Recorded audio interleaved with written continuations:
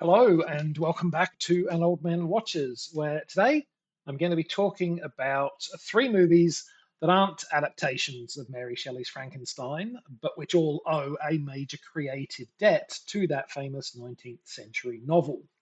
The first of the three is The Mad Monster, which, as a 1942 offering, unsurprisingly draws inspiration from the Second World War, which was being bitterly waged at the time. It introduces us to one Dr. Lorenzo Cameron, who initially seeks to create a stronger, more deadly soldier for the war effort, a super soldier, you might say, but who quickly succumbs to the temptation to use his scientific breakthroughs for more personal, self serving purposes. The second film is Atom Age Vampire from 1960, but don't expect anything like Christopher Lee in a black cape to happen here. The vampirism is of a much more figurative kind.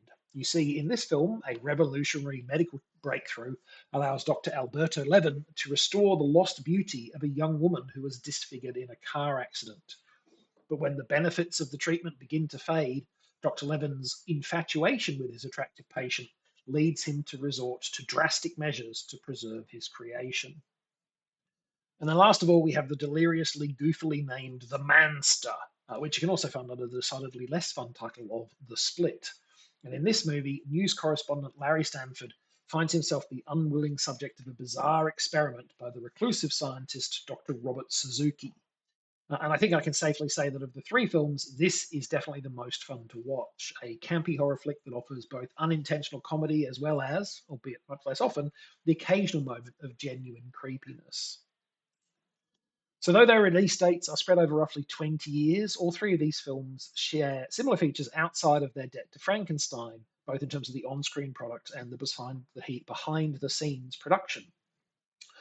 I will talk about some of the on screen elements in more detail shortly, but for now, let's focus on the production side of things. And on that front, one shared feature that probably won't surprise you is that these are all low budget offerings, starring actors you've probably never heard of, sometimes for good reason, who are applying their craft under strict financial and scheduling constraints.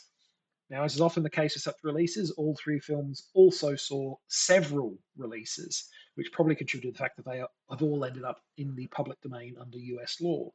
The Mad Monster was re released in 1945 after initially debuting in 1942. Atom Age Vampire has had multiple different versions make their way to market, with different cuts varying in length by up to a full 30 odd minutes.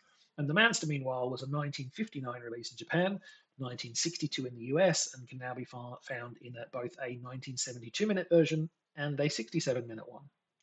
So if you sit down to watch one of these films, what you watch may not be exactly what other people see when they sit down to watch one of these films, but there will definitely be some commonalities in your experiences. So let's talk about those. So, Frankenstein, of course, is about a brilliant scientist whose research delves deep into mysteries that humanity is not supposed to unravel.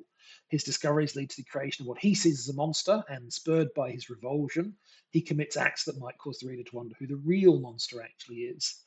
Something that all these three films share is that, having grabbed onto the basic concept of a scientific breakthrough leads to monstrous outcomes, they each introduce some variation to that formula. For one thing, the scientists are all trying to address a different challenge than Dr. Victor Frankenstein. Each has a much more limited, though still potentially very valuable, goal in mind than the creation of life itself. For another, they all have very different responses and purposes for their creation. In The Mad Monster, Dr. Cameron is not motivated by hubris, but by deep seated feelings of insecurity and resentment of his colleagues. He sees his creation entirely as a tool of his revenge for those imagined slights. In Atom Age Vampire, Dr. Levin is driven to wicked acts not by revulsion of his creation, but by the frankly even more creepy motive of lustful fascination.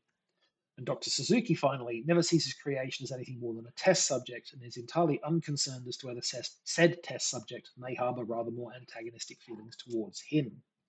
These variations in the formula help give each film a point of difference from Shelley's novel. But one thing they all share with Shelley's novel, on the other hand, is that they feature central scientists making bad choices. Dr. Cameron launches a murderous revenge campaign against his colleagues on the basis of wrongs that they likely haven't actually committed. He just expects them to do so. Meanwhile, Dr. Lewin experiments on himself, which is pretty much never the sign of a sound mind, and becomes even less so when you consider that he conducts the experiments to facilitate murderous crimes. Finally, we have Dr. Suzuki, who is perhaps the most Victor Frankenstein like, in that intellectual altruism and amoral hubris both combine to drive his downfall. Like Frankenstein, he expects his research to lead to wonderful things for humanity. Also, like Frankenstein, he convinces himself that those wonderful goals justify monstrous actions in the meantime. Rest assured, however, that in most of these films, it is not just the scientists who make bad choices. There are a lot of people doing things because the plot needs them to do them, kind of decision making going on in these films. Now, as it happens, Frankenstein is not the only classic horror story that informs these three movies. Each also owes some debt to Jekyll and Hyde. Now, in that novella, Henry Jekyll was a seemingly moral and upstanding citizen who, in fact, constantly struggled with sexual and violent impulses he felt too ashamed and too constrained by society's mores to indulge. So Jekyll invented a chemical formula that physically transformed him into a different physical form, that of the malevolent brute Edward Hyde, so that he could safely sate those unsavory desires. All three of these films, meanwhile, involve a chemical formula that temporarily and or incrementally transforms an ostensibly ordinary man into a brutish alter ego who wreaks violence to achieve his ends. Now, only in one of the movies is the subject of this formula the scientist himself. In that specific regard, it is Adam Age Vampire that hews closest to Robert Louis Stevenson's novella.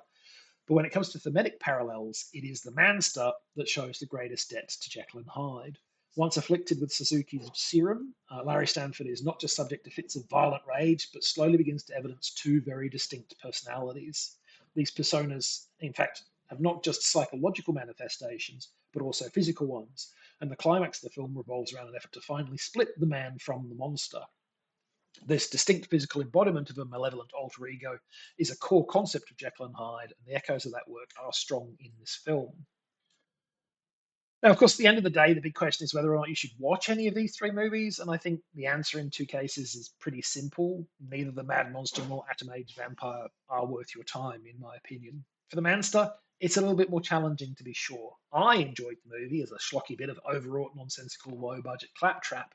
But whether or not it hits your so bad it's fun target zone will, I think, vary from person to person. Still, it's one to consider if you're in the mood for a bit of daft 50s sci-fi. Next time, in 1968, George Romero invented an entirely new cinematic genre in the zombie movie when he unleashed the Night of the Living Dead on an unsuspecting world. I love this film, and I think it is genuinely excellent, and I plan to talk about why. But that's next time. Until then, thanks for watching this video, and I hope you enjoyed it.